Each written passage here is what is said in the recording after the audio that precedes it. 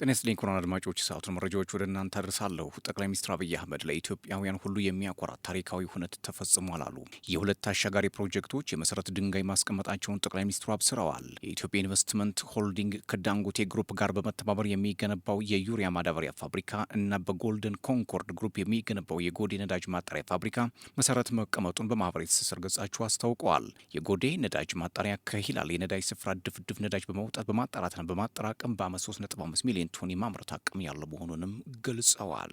ሌላው መረጃም የእስራኤል የባህር ኃይል ወደ ጋዛ ሰብአዊ እርዳታ ይዘው በመጓዝ ላይ የነበሩ ጀልባዎችን ማስቆሙ ተገልጿል። ስዊድናዊቷ የአየር ንብረት ለውጥ ተሟጋች ግሬታ ቱንበርግን ጨምሮ ሌሎችም ሰብአዊ እርዳታውን ይዘው እየተጓዙ የነበሩ የመብት ተሟጋች በእስራኤል ባህር ኃይል ተይዘዋል።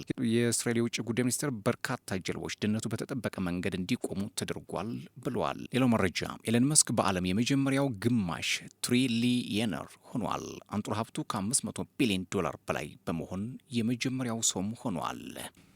ሌላው መረጃ የአውሮፓ ሀገራት በዴንማርክ ኮፐንሃገን ተሰብስበዋል። የሩሲያን ጥቃትም እጅግ በጣም ፈርተውታል። ይህን ጉዳይ በትንታኔ ወደ እናንተ አቀርባለሁ።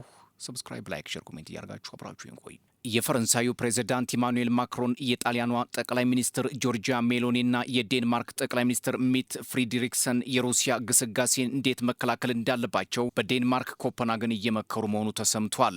የሩሲያ ግስጋሴ ከዩክሬን አልፎ ቀጠናውን እያስጨነቀው መሆኑ የሚታወቅ ሲሆን የአውሮፓ ህብረት መሪዎች በዚህ ላይ ለመነጋገርም ተሰብስበዋል። ከሰሞኑ በዴንማርክ፣ ፖላንድ፣ ኢስቶኒያና ሮማኒያ የአየር ክልል የሩሲያ ድሮኖች መታየታቸውን ተከትሎ አውሮፓ ውጥረት ውስጥ መግባቱ ተመላክቷል። የዴንማርኳም ጠቅላይ ሚኒስትር ፍሪድሪክሰን አሁን አውሮፓ በሩሲያ የተቀናጀ ጥቃት ፈተና ተጋርጦበታል፣ ለዚህ ማቻ መልስ ለመስጠት መዘጋጀት የግድ መሆኑ አይቀሬ ነው ቢሉም ሌሎች የአውሮፓ ሀገራት ለሩሲያ ጥቃት ተመጣጣኝ ምላሽ ለመስጠት ግን እያጤኑ መሆኑ ነው የተሰማው። አብዛኞቹ የአውሮፓ ሀገራት ከሞስኮ ጋር ወደ ጦርነት የሚገቡ ከሆነ የተፈራው ከባዱ ግጭት ለመቀስቀስ ባፋፍ ላይ ነውም ተብሏል። አሁን አውሮፓ መንታ መንገድ ላይ ቆሟል። ኮፐንሃገን ከሩሲያ ጋር መፋለም አውሮፓን መታደግ ነውም እያለች ነው። ፓሪስ፣ ሮምና ዋርሶው ግን ነገሩን በጥንቃቄ እንየውም ሲሉ ሀሳብ አስቀምጠዋል። ሩሲያም የተቀናጀ ጥቃት ከፍታ ብናለች። አንድ ቀን ፖላንድን፣ ሌላ ጊዜ ዴንማርክን፣ በሚቀጥለው ደግሞ ቀጣይ ደግሞ የአውሮፓ ሀገራት ላይ እጇን ማንሳቷ እንደማይቀር የዴንማርኳ ጠቅላይ ሚኒስትር ፍሪድሪክሰን ተናግረዋል። ጠቅላይ ሚኒስትሯም ከአውሮፓ መሪዎች ጋር በነበራቸው ስብሰባ አሁን ሙሉ ኃይላችንን በመጠቀም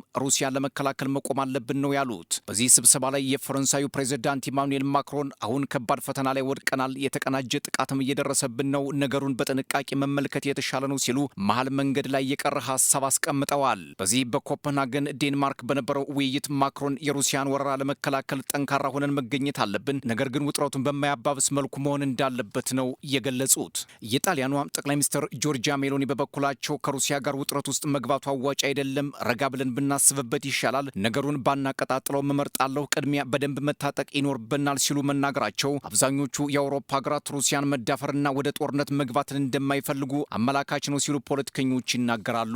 ሩሲያም የጀመረችው የተቀናጀ ጥቃት ለአውሮፓውያን ራስ ምታት ሆኗል እየተባለ ነው። የተቀናጀ ጦርነት ማለት እንደ መደበኛ ውጊያ የሚቆጠር ሲሆን ሁሉንም የጦር መሳሪያዎች መጠቀምን ይፈቅዳል። ታንክ፣ የሳይበር ጥቃት፣ ሚሳኤሎችን እንዲሁም የኢንተርኔት ማቋረጥ የተቀናጀ ጥቃት አካል ናቸው የሚላሉ ፖለቲከኞች። በዴንማርክ ስብሰባ ላይ የፈረንሳዩ ፕሬዚዳንት ኢማኑኤል ማክሮን ሩሲያ ለዘመናት የጠብጫሪነት ሚና እየተጫወተች ቆይታለች፣ አሁንም ቀጥላለች። በምርጫ ወቅት የሳይበር ጥቃት በመፈጸም የኒውክሌር ማስፈራሪያና የአየር ክልል ጥሰት በማድረግ አውሮፓን እያመሰች ነው ሲሉ ተደምጠዋል። ዴንማርክና ፖላንድ በቅርቡ በሩሲያ አየር ክልላችን ተጥሷል ማለታቸውም የሚዘነጋ አይደለም። ይህን የሩሲያን ጥቃት በመፍራትም ይመስላል የአውሮፓ መሪዎች በኮፐንሃገን አየር ማረፊያ ላይ ዘመናዊ ራዳር ለመግጠም እየተገደዱት። ሌላው በዚህ ውይይት የፈረንሳይ፣ ጀርመን፣ ኔዘርላንድ፣ ስዊድንና ዩናይትድ ኪንግደም የአየር መከላከያ ወደ ዴንማርክ መላካቸው ተሰምቷል። ይህም አውሮፓውያን ከሩሲያ ጥቃት ሊሰነዘር ይችላል በሚል ፍርሃት እንደሆነ ይገመታል። ነገር ግን የአየር መከላከያ ወደ ዴንማርክ ተልኳል መባሉን የኮፐንሃገን ባለስልጣናት አልተቀበሉትም። በጉዳዩ ላይም የሚያውቁት ነገር እንደሌለ አስተባብለዋል። የዴንማርክ ባለስልጣናት አንዲት ሀገር ብቻ ልታጠቃን እየተዘጋጀች ነው፣ ያቺ ሀገርም ሩሲያ ናት ሲሉ ግልጽና ይፋዊ ጥቃት ከሩሲያ እንዳለባቸው ስጋታቸውን አስቀምጠዋል። ጠቅላይ ሚኒስትር ፍሪድሪክሰን አሁን የጦር መሳሪያ ከመቼውም ጊዜ በላይ የምንታጠቅበት ሰዓት ነው፣ በጋራ ቆመን እስካልተባበርን ድረስ አደገኛ ነገር ከፊታችን አለ ሲሉ ተደምጠዋል። ሩሲያ የኔቶ አባል ሀገራትን በሰው አልባ አውሮፕላን የአየር ክልላቸውን ጥሳለች በሚል ከኔቶ ጋር ውጥረት ውስጥ መግባቷ የህብረቱ አባላት አዲስ ትንኮሳ ሲሉ መናገራቸውም የሚዘነጋ አይደለም። የዩክሬን ባለስልጣናትና ደህንነት አባላት ሩሲያ ወደ ዩክሬን ዘመቻ ዘመቻ ከጀመረች አንስቶ የአውሮፓ ሀገራትን የመዋጋት አቅም እየፈተሸች መሆኑን መረጃ እንዳላቸው አስታውቀዋል። አብዛኞቹ የአውሮፓ ሀገራት አሁን ላይ ከባድ ጦርነት ሊከሰት እንደሚችልም እየተናገሩ ነው። ለዛም ይመስላል አሁን ኮፐንሃገን ላይ እየመከሩ የሚገኙት። ምንም እንኳ አውሮፓውያን ሩሲያን ለመመከት ጥረት ቢያደርጉም የሃንጋሪው ጠቅላይ ሚኒስትር ቪክቶር ኦርባን የአውሮፓ ህብረት አባል ሀገራት ከሩሲያ ጋር ጦርነት ለመግጠም ዳርዳር ማለታቸውና ዩክሬንን ለማስታጠቅ በኮፐንሃገን እቅድ ለመውጣት መሰብሰባቸው ዋጋ የሚያስከፍልና ሩሲያን የሚያስቆጣ ነው ብለውታል።